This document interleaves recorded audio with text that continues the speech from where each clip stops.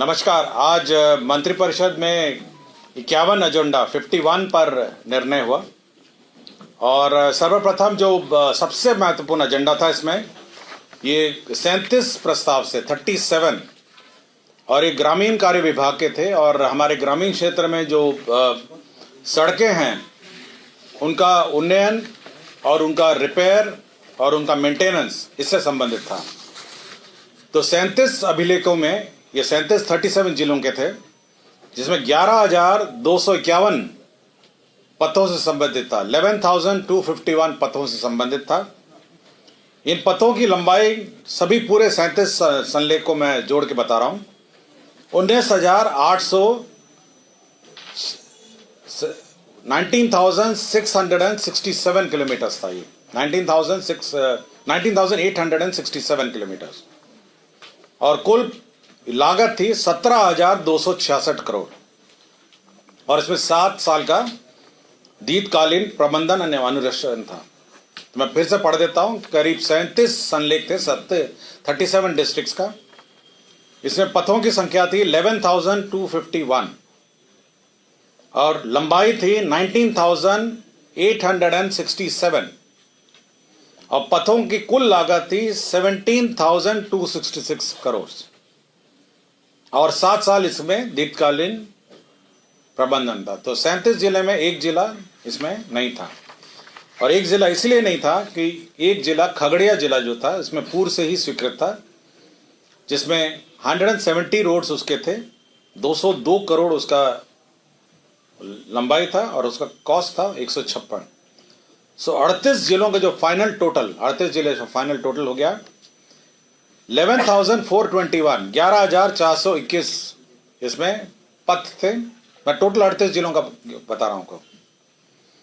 इसमें कुल लंबाई था 20,069 किलोमीटर्स और कुल राशि इसकी थी 17,422 करोड़ 17,422 करोड़।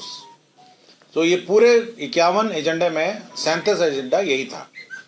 तो 37 डिस्ट्रिक्ट्स, एक डिस्ट्रिक्ट पहले ही हो गया खगड़िया और 11,421 रोड्स थे।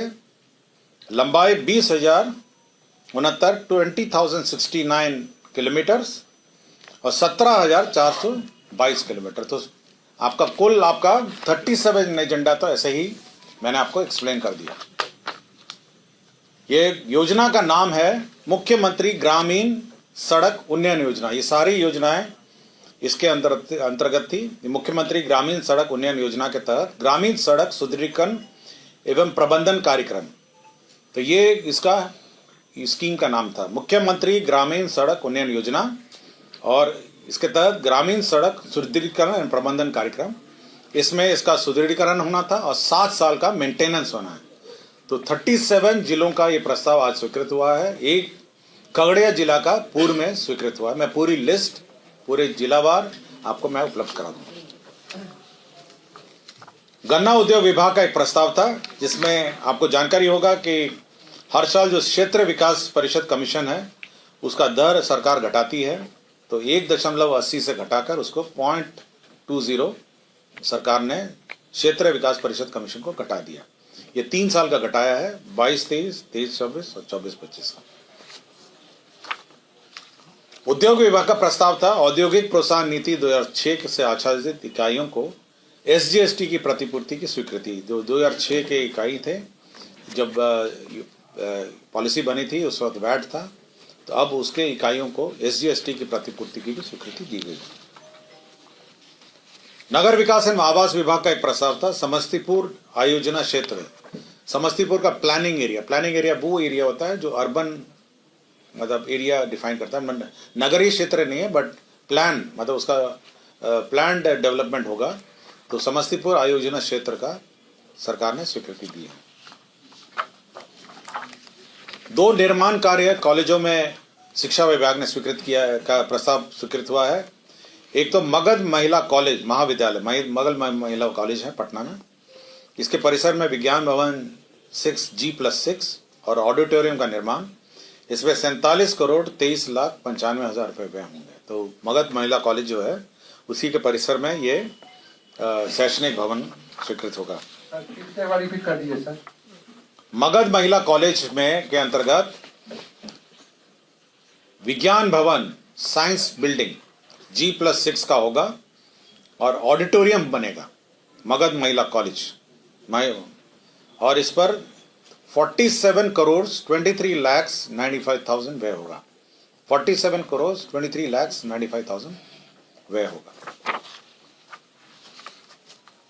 जयप्रकाश विश्वविद्यालय अंतर्गत राजेंद्र कॉलेज छपरा, ये छपरा का कॉलेज है राजेंद्र कॉलेज।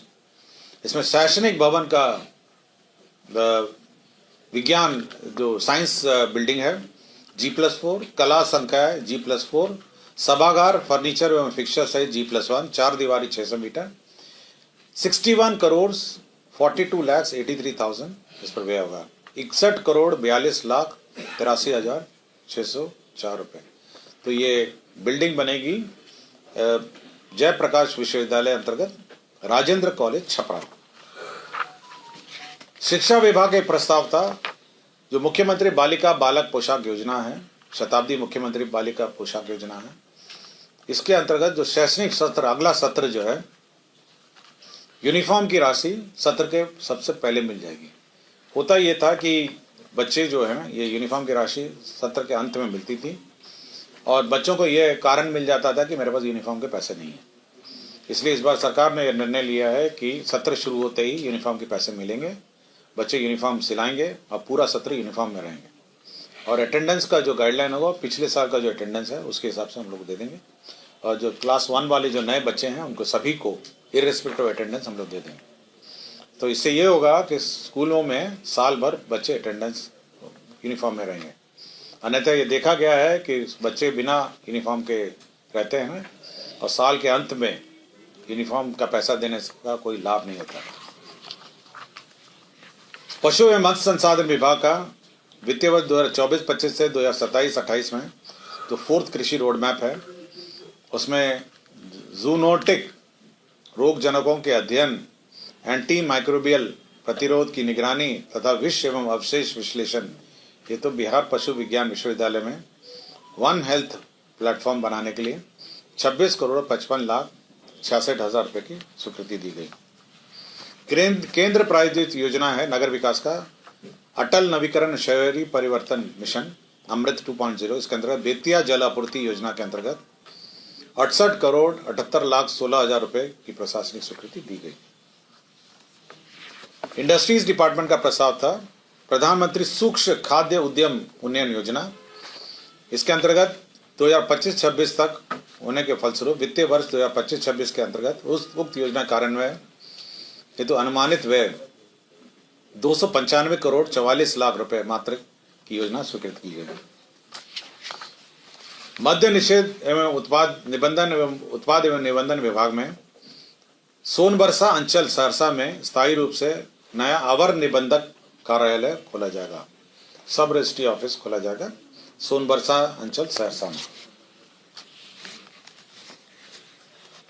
सामान्य प्रशासन विभाग का था बिहार उच्च न्यायालय के भूतपूर्व मुख्य न्यायाधीशों एवं भूतपूर्व न्यायाधीशों की घरेलू सहायता संशोधन नियमावली 2025 की स्वीकृति। तो जो रिटायर्ड होते हैं मुख्य न्यायाधीश और भूतपूर्व न्यायाधीश उनको घरेलू असिस्टेंस स्वीकृति दी गई। श्रम संसाधन विभाग में पूर्व में स्थापित संस्थाओं में नया व्यवसाय प्रारंभ करने हेतु तो राज्य योजना अंतर्गत 5 औद्योगिक प्रशिक्षण संस्थाओं में 3 व्यवसाय में 7 यूनिट परिवर्धित करते हुए 7 अनुदेशों के पद सृजन करने का प्रस्ताव है।